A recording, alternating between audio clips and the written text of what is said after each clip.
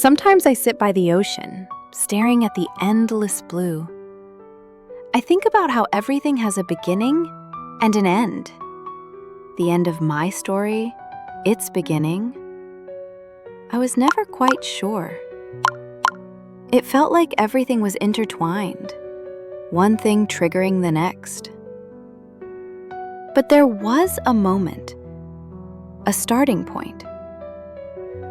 I was 27, at the peak of my life, or at least that's how it seemed.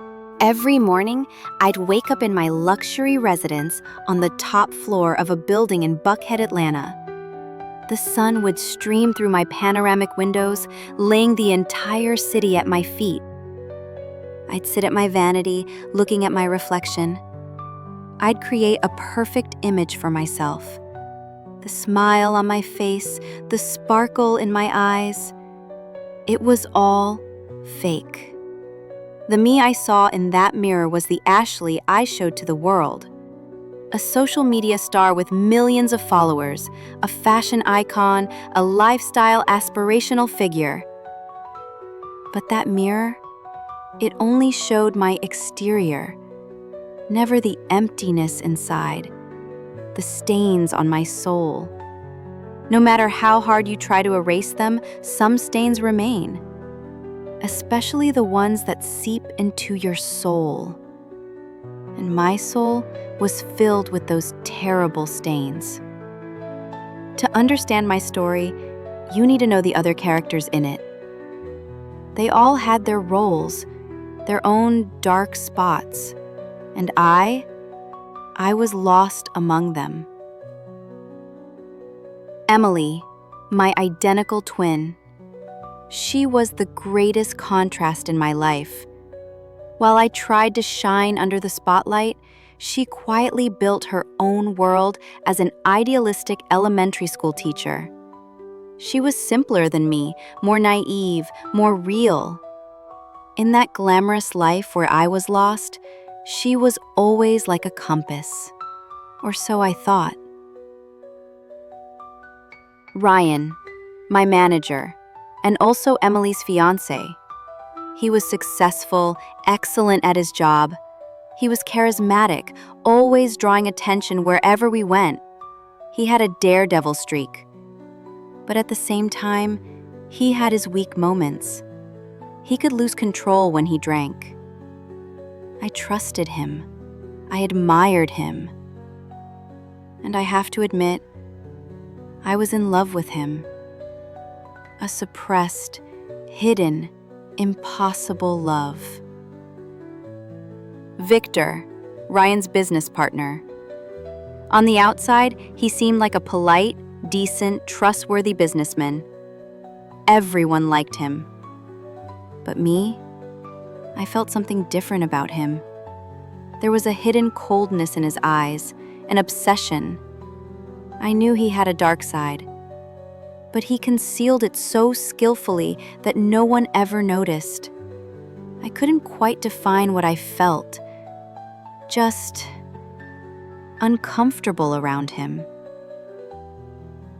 Chloe, my closest friend since college. She was also Victor's girlfriend. On the outside, she was a cheerful, carefree girl. She loved to have fun. But for me, she had always been a haven. When I had problems, I'd run to her first. She had a sensitive, emotional nature, and she was fiercely loyal to our friendship. That's why I didn't know how to tell her my secret. I had reached a new peak in my career. I'd signed a prestigious advertising deal with a major cosmetics brand. Ryan and I had worked on this deal for months. Everything was going perfectly. To celebrate this success, we threw a spectacular party at a chic rooftop club in one of Atlanta's trendiest neighborhoods. The glitter of the club, the flashes from the paparazzi. That night, I was center stage, bathed in lights, cameras focused on me. I smiled, posed, but all night, my eyes kept searching the crowd for him. Ryan. I'd talk and dance with everyone, but my gaze would secretly drift to him. As the night wore on, drinks flowed freely. The music grew louder, dancing intertwined with conversation. At one point, Ryan came up to me congratulating me. There was pride in his eyes. We did it, Ashley. You're a star. I owe my best management career to you. I couldn't have done it without you, Ryan. Everything is thanks to you. In that moment, when our eyes met, it was as if all the noise of the club died down. Time stood still. I felt that electricity between us. The feelings I'd suppressed for years, fueled by the alcohol, began to surface. I knew Ryan's love for Emily, and I cursed myself, but I couldn't stop this desire. As the club closed, the party moved to Ryan's luxury apartment in Buckhead. A few close friends, a few more drinks. Emily, under the influence of alcohol, passed out early on the couch. My heart ached watching her. Chloe had made up an excuse at the last minute, saying she couldn't come. Victor, meanwhile, said he was leaving for a business meeting. But now I know he never left. He stayed in the apartment, secretly, perhaps pretending to refill drinks or mess with the music, watching us from a dark corner. Hours past midnight. Everyone had scattered. Emily was asleep on the couch. Only Ryan and I remained in the room. Driven by the courage of alcohol, by all those suppressed emotions, it was a momentary loss of control. I succumbed to my love for Ryan and moved closer to him. He was extremely drunk. In the darkness and under the influence, he mistook me for Emily. He reciprocated. That night, it became the beginning of a nightmare that would last a lifetime for me. As I lost myself in that moment of passion, I didn't notice the flickering light of a cell phone from the slightly ajar door of the room. It was Victor's phone, recording. That cold, calculated smile on his face. Oh, if only I could have seen it then. When I woke up the next morning, I felt an indescribable disgust within me. No one was beside me in bed. That emptiness felt like a tangible proof of the previous night's mistake. I could hear the sound of Ryan's deep sleep from the next room, and a little further away, Emily was still lost in her innocent sleep on the couch. The nausea in my stomach and the heaviness in my soul whispered that what I had experienced was no dream. I had made a mistake, a very big mistake. Without anyone seeing me, I quietly got out of bed. I gathered my clothes, slipped out the apartment door like a ghost, and disappeared silently into the still waking streets of Atlanta. The only thing etched in my mind was the image of that cursed apartment door I left behind. When I saw Ryan later, he said he didn't remember anything. He couldn't even clearly recall how he got home after the club celebration, just complaining about a headache. He seemed relieved to see Emily still asleep on the couch. His relief amplified my guilt. A few days later, Victor called me. "There's an important project, Ashley. We need to talk," he said. We met at one of Atlanta's most upscale restaurants. As waiters moved around us, Victor calmly handed me his tablet. On the screen, that horrific video from that night was playing. My face went pale. My heart felt like it stopped. My vision blurred. My entire world crumbled around me. No need to be surprised, Ashley. Only I know how dirty you are.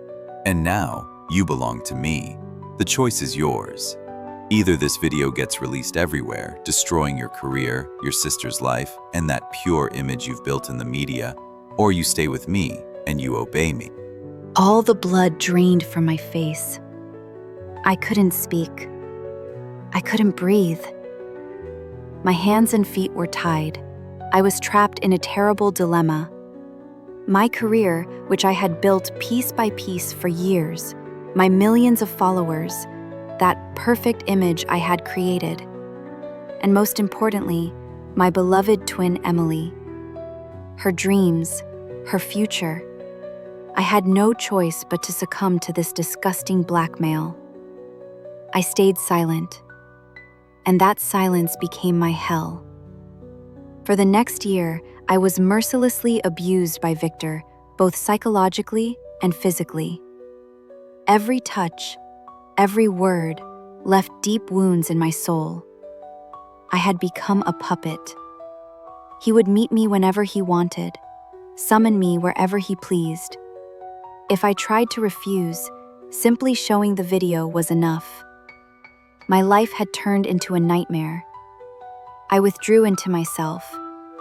My once energetic and vibrant social media posts began to decrease. My shares gradually became more melancholic and meaningless. Even under bright lights, the sparkle in my eyes had completely faded. Even if I didn't realize it, those around me started to notice. Chloe, my closest friend, she suspected my fading energy, my constant exhaustion and lost appearance. She tried to ask me what was wrong a few times. Ashley, are you okay? You haven't looked well lately. Is something wrong? You're not yourself. I'm fine, Chloe. Just very tired. Work's been crazy, you know. I brushed her off every time. I couldn't tell her. And Emily, my precious twin. She felt the strong bond between us breaking, but she could never understand the real reason behind this deep decline. My heart ached even more seeing the worry in her eyes. I had dragged my sister into this lie too. I knew my soul had begun to rot in a corner and I was helplessly burning. My collapse deepened. One night, looking at an empty pill bottle, I considered ending it all. I closed my eyes. A voice whispered inside me, "Is this salvation?" But in that moment, the fire of survival and vengeance rekindled within me. I had to believe that confronting it was the only way out of this pit. I picked up my phone and did something I had never dared before. I contacted a hacker. For a hefty sum, I asked him to copy all the documents on Victor's computer. The hacker found even more than I expected. Not only did he find my video, but he also uncovered countless other secret videos and photos of other women, taken without their consent, stored in Victor's archive. I knew then that Victor was a monster. A news clipping flickered among the documents the hacker found. Similar cases in Atlanta, mysterious recordings emerge. His depravity ran much deeper than what I had experienced. This situation gave me an opportunity, not just for my own justice, but for other victims too. I considered reporting Victor, but first I had to confront my past, my closest ones. I couldn't carry this burden alone. First, I decided to tell my most trusted confidant, Chloe. We met at a small, cozy coffee shop on a busy Atlanta street. Holding my trembling coffee cup, tears streaming down my face, I poured out everything Victor had done to me. What happened that night, the blackmail, and the hell I'd lived through for a year. Chloe was devastated by what she heard. The horrific face of the man she'd called her boyfriend for years. The terror her best friend had endured. The betrayal, the abuse, the silence. It all hit her at once. At first, she couldn't believe it. She slammed her fist on the table in anger. No, Victor. This is impossible. All this time, how could he do that? And you, why did you stay silent, Ashley? Why didn't you tell me? I was scared, Chloe. I was scared of losing everything, especially you and Emily. Chloe's anger subsided when she saw my desperation and fear. A deep pain appeared in her eyes. Then, determination. She vowed to support me. At least one person was by my side. Then came the hardest confrontation, a dramatic meeting with Emily. We sat in the backyard of our old family home in Atlanta, a backyard that had witnessed all our innocence, all our secrets. As storms raged inside me, I told her what happened that night, my intimacy with Ryan, Victor's blackmail, and the hell I had lived through for the past year. Every word, like a stone, fell from my mouth. It was just one night, Emily. A moment of madness, a momentary lapse. He was so drunk he thought I was you. But for me, it became a lifetime of punishment. Every day, every single day, I had to live with Victor's threats. I stayed silent to avoid losing you, Ryan, everything. A fleeting moment flickered in Emily's face, a hint of the unease she'd felt while dozing off in Ryan's apartment after the party that night. It was as if the weight of that moment, years later, had just settled on her shoulders. Punishment? What about what I felt, Ashley? And you with my fiancé. You stole my life, and I never understood why you changed so much back then. Why you distanced yourself from me. You made a fool out of me. You didn't just burn me, you burned us all. Our entire lives. Emily's anger turned into deep disappointment and sorrow. In that moment, a quick flashback came to my mind. When we were little, we'd lie in the same bed, dreaming the same dreams. Both our futures looked so bright. We were so close that we'd finish each other's sentences, laugh at the same time. Do you remember, Emily? I whispered to myself. We always wanted a summer house by the sea, just the two of us. Now, that bond, which I thought was unbreakable, was shattered by this terrible truth. I was utterly broken by the disgust and pain I saw in Emily's eyes. Chloe's and Emily's shock and pain eventually turned into pure rage and a quest for justice against Victor. Chloe gathered the courage to contact Victor's other victims. With the evidence I received from the hacker and the compelling testimonies of other victims Chloe found, we approached the Atlanta District Attorney's office. Our evidence was rock solid. In a swift and discreet police operation, Victor was arrested in his lavish office, completely caught off guard. The videos, along with the testimonies of the other women, were accepted as conclusive evidence in court. Victor's crimes weren't leaked to the press. The investigation proceeded quietly, thus protecting my reputation and that of the other victims. But this silence didn't change the fact that I had to pay my own price. As the legal process began, I voluntarily withdrew from my career. I posted a final message, bidding farewell to my millions of social media followers. It wasn't a goodbye, but a closure.